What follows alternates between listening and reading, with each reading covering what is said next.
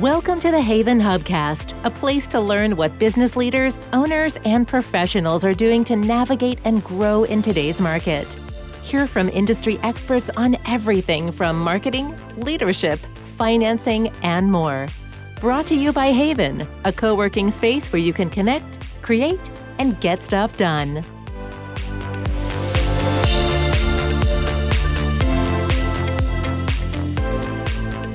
Hello and welcome to the Haven Hubcast. I am Nancy Sheed and I am extra excited, actually giddy, I would say, to be here with Katy Kinsella. Welcome, Katy. Hello, Nancy. It's so much fun to be here. Katy is joining us here in her role, her actual two roles, which we're going to talk about, as the business development director of Kerry, and she is also the co-founder of GOpure. Katy, can't wait to dive in about kind of these dual roles that you are currently in, but take us back to the days of what young Katy was doing and thinking in her school days. Was she thinking she'd be in this food and beverage functional ingredient, make life better for people world? What was she going through? I think I wanted to be a kindergarten teacher, or I wanted to work a cash register. Those were like the things I pretended in my bedroom as a young girl. Nice. Right. Nice. No, but after college, I went into advertising. I worked at Facone and Belding in Chicago. Oh, fun. Yeah, it was actually really fun. I worked on Payless Shoe Source and Coors Beer, and that was a ton of fun. And then from there, I followed my boss, who ended up going into sales for publishing. And that's how I ended up in publishing. And I went to a rep firm, and I was sort of obsessed with magazines like Vanity Fair. Yeah, me too. Us Weekly. Like, I was just obsessed. And so I was like, oh, I need to be in ad sales. Like, this is great. I can be in magazines. You know how somebody once said to me when I was trying to figure out what to do with my life, they said, well, what do your friends tell you? Or what do strangers tell you? Or like, what do other people tell you should be doing? And I said, oh, people always say I should be in sales. And they're like, well, go find a sales job, but it was kind of funny. Yeah. I was like, oh, all right. Well, that makes sense. And then But I'm going to interrupt for 1 second. Yeah. For some people who are not in publishing, you and I both come from publishing. Will you explain what ad sales, particularly a rep firm, looks like, right? Like, it's a little different. I worked at a New York office and I suddenly learned about what rep firms were. And I know this is a total aside, but I just want people to know. Yeah. It used to be, I don't even know if it's still a thing, but you're kind of like the outer office, but you don't always work for one magazine, right? Right. So we were a rep firm for a company called Bauer Publishing out of New York. We were based in Chicago, and we repped their magazines. Okay. So you still one publishing house, but more than one magazine. Actually, ours was. Yeah. I was not in a firm that had a bunch of different publishing companies represented. Got it. Yeah. But it was funny because our magazines were, and you'll never know what these are, but they were called Twist, J14, and M. And those were all teeny bopper magazines. So they were like the teen beats of the 90s. Nice. My brain was all Justin Timberlake and Britney Spears and all that stuff. I was like at a family function once, and they were like, what is your future? All you talk about is like these little teeny boppers. I'm like, I know. I'm like reading about them all day, every day. They will have buying power. It's going to be great. Yeah. Right. So that ended up in Chicago. I was there, and I was ended up going to a magazine called Organic Style, which is no longer around. However, it, I think, is sort of critical in my career in that it really introduced me to organic and natural products. Nice. And it was published by Rodale, who I was about to say that was a Rodale publication, right? It was, yeah. And it was really amazing. And I think the issue with that magazine truly is that it was ahead of its time. Yeah. Because the only companies out there at the time that we could call on for that got the mission and, was all about sustainability, like Seventh Generation had just come out. The only companies that had the budget to advertise in magazines, right? Exactly. Yeah. They were these companies that were owned by bigger companies or were just small companies that can't afford to pay the price to get into an organic style. But that was really started my love for this industry. And then eventually I ended up in Boulder, Colorado, and I worked at a company called New Hope, who does the two largest, well, they do a lot more now, but at the time they did the two largest natural products trade shows in the industry. And so I had been going to the trade shows as a sort of attendee. And then suddenly I worked at the company, which was great, and was helping ingredient suppliers in that space who are supplying natural or healthful ingredients. And then there's another side of the show that was all the finished products. So it was so much fun because you just see every new product that's coming out. It's a trade show for retailers. So retailers go to find new products to put on the shelves. Yeah. So, and I bet you saw a lot of change in your time there, given when you were there, right? Like, I bet you it was kind of at a very disruptive time when things were kind of exploding. And as you said, like, organic style was ahead of its time, but by the time you got there, it was probably so exploding. Different. Like the Expo West of, pre-COVID, say 2019.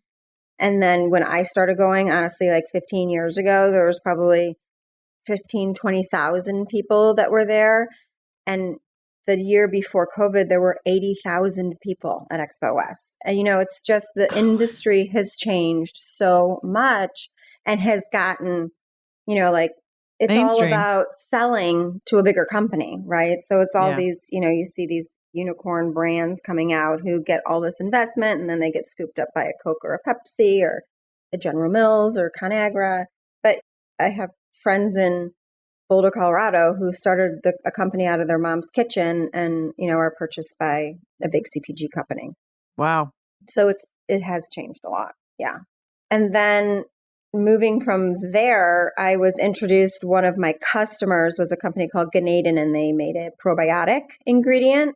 And that probiotic ingredient was formulated into food and beverage companies. So I called on all, F&B now. I was in that space where I was calling on these CPG companies, working with them on making their products more healthful. So they could now put claims on their packaging by putting a probiotic into a granola. Or, for instance, Bigelow Tea is one of my big accounts. Nice.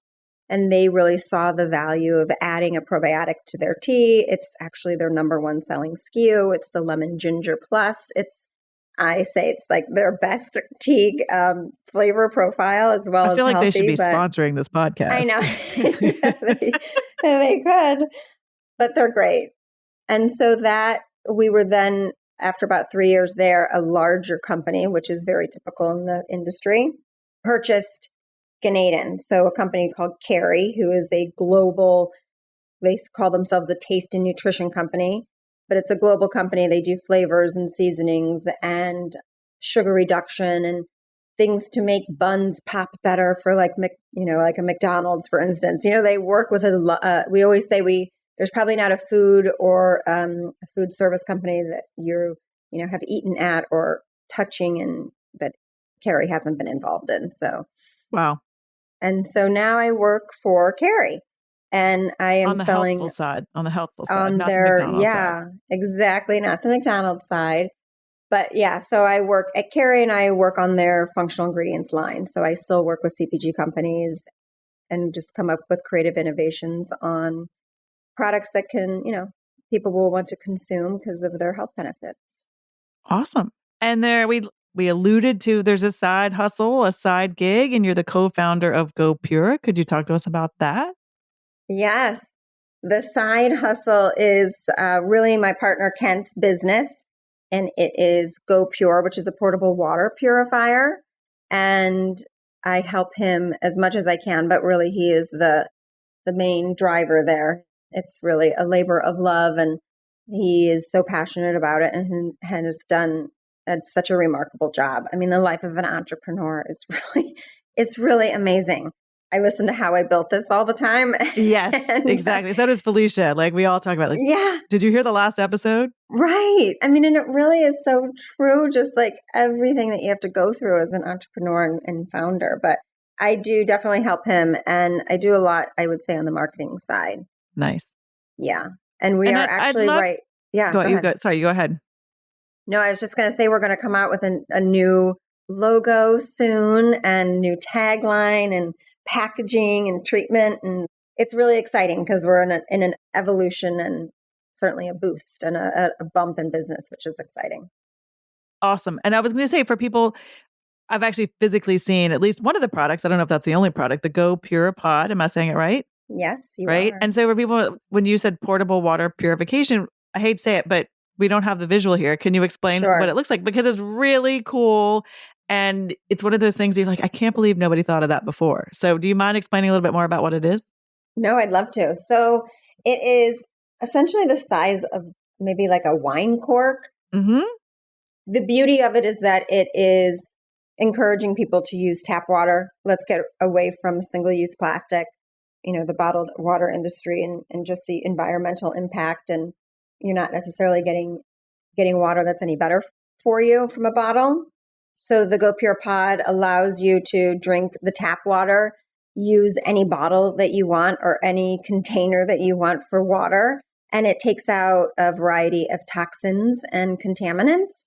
So you are drinking cleaner, healthier water.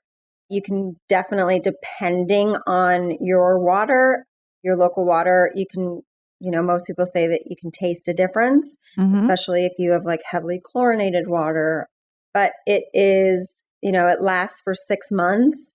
It is a technology that's different than, say, your Brita, which is carbon or charcoal filters.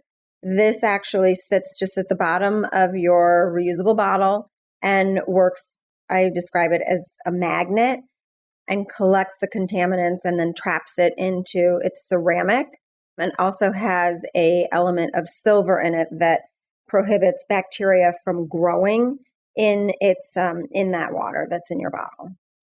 I know a water bottle that could use that. Yes, every water bottle could use that. I know a water bottle that's just finished festival season that could use that. And it needs it. Yeah, exactly. Katy, I want to go back to what we were talking about before we started recording was, can we talk about that you have 2 jobs? And this is literally the second conversation I've had with somebody about this is what the person does. This is their day job, but they also have a side hustle. And it's no longer a secret, right? Like it's part of your identity. It's part of who you are. It is becoming the normal. I love that you've embraced it. I guess my question to you is, did you feel like you had to be quiet about it to begin with? Or have you fully, what's been your journey as kind of having these 2 dual roles now that you've kind of been into them? And maybe things changed during COVID.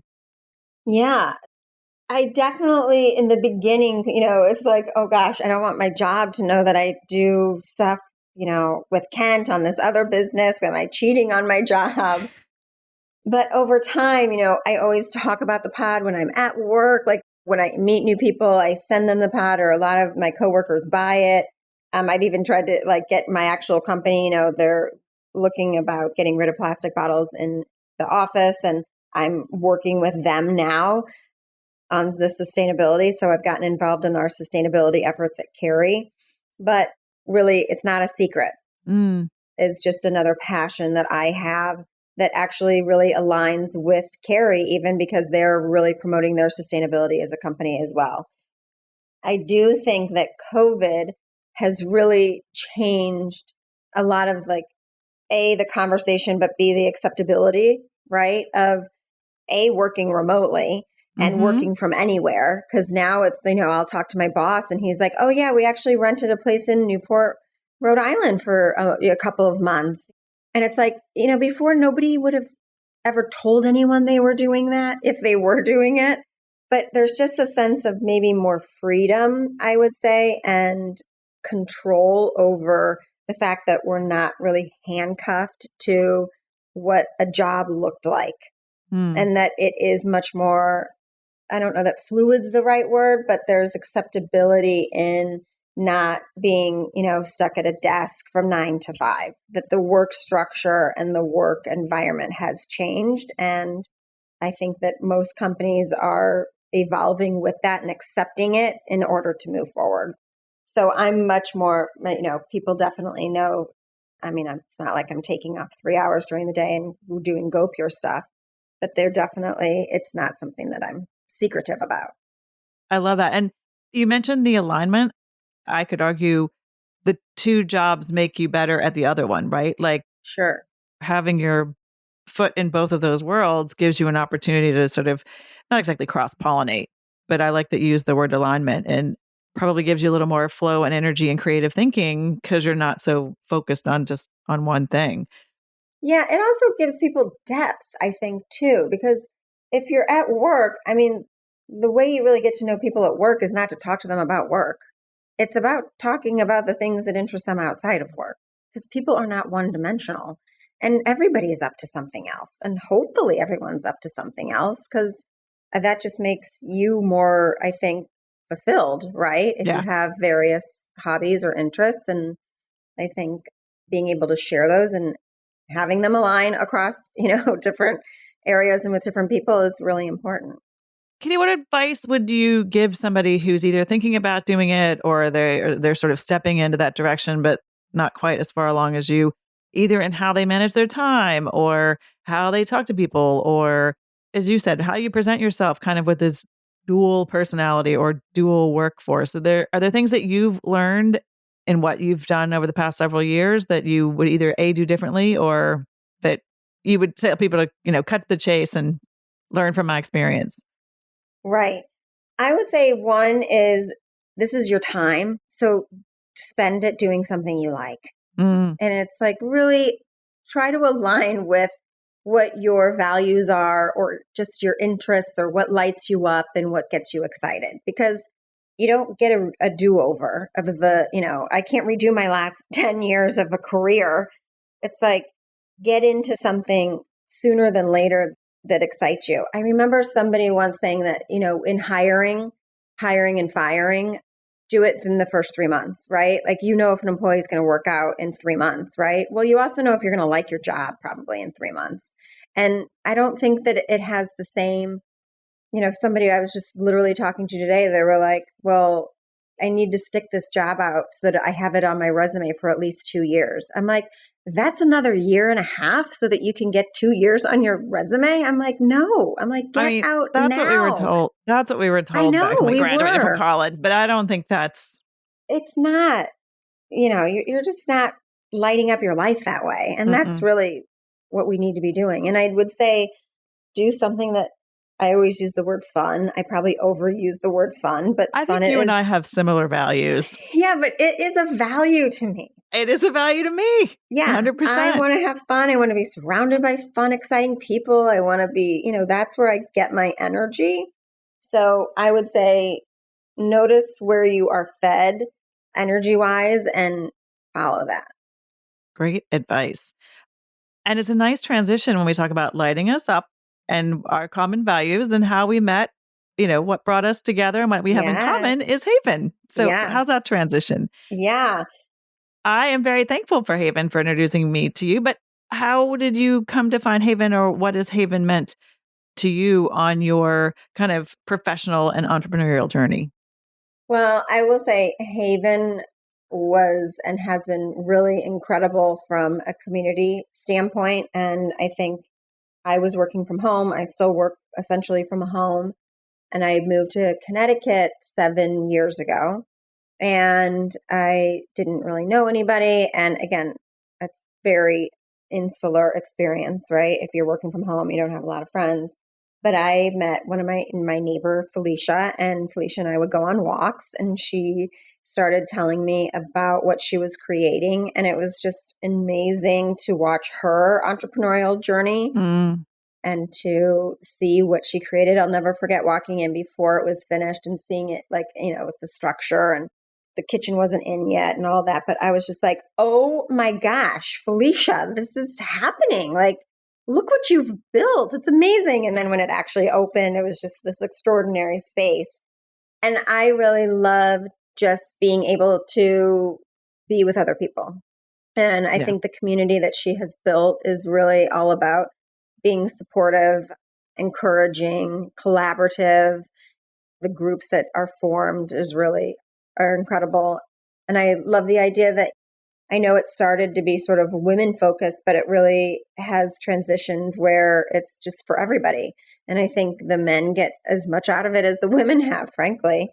It's a really amazing community. And I think And speaking of values, community is another big one of mine. So you're talking my love language, Katy. You're talking my love language. There you go. Yeah, I hear to all of that. So I'm very thankful for Haven for putting us in front of these two microphones together to talk today. Katy, people want to reach out to you and learn more about kind of either what you're doing or questions about side hustles or how to get GOpure pods. What's the best way for them to reach you? I would say email me at Katy, and it's Katy at GOpurepod.com. Come find me there, or on Instagram at KatyK30. Okay. We will put both of those links in the show notes so they can also find out how much fun you have and see more about your community or be part of your community. That's right. Katy, great as always to chat with you. Thank you so much for sharing your wisdom and your kind of story with us today. Well, this has been a lot of fun. Thanks, Nancy. I can't wait for the next Haven Book Club. And that's a plug. Join us for Haven. Join us for the next Haven Book Club, and make sure to follow Haven in all of the socials so you can stay abreast with all the other things we do. Thanks again, Katy. Thanks so much. Thanks for listening to the Haven Hubcast, a place to learn what business leaders and owners are doing to navigate and grow in today's market. Please leave a review on Apple Podcasts and subscribe on your favorite podcast app. Haven is a co-working space and virtual community located in the heart of Fairfield County, Connecticut. Haven is a hub for business owners and professionals to connect, create, and get stuff done. Find out more about the Haven community online at haven.com. That's HAYVN.com. Haven Hubcast is produced by Sound Advice Strategies.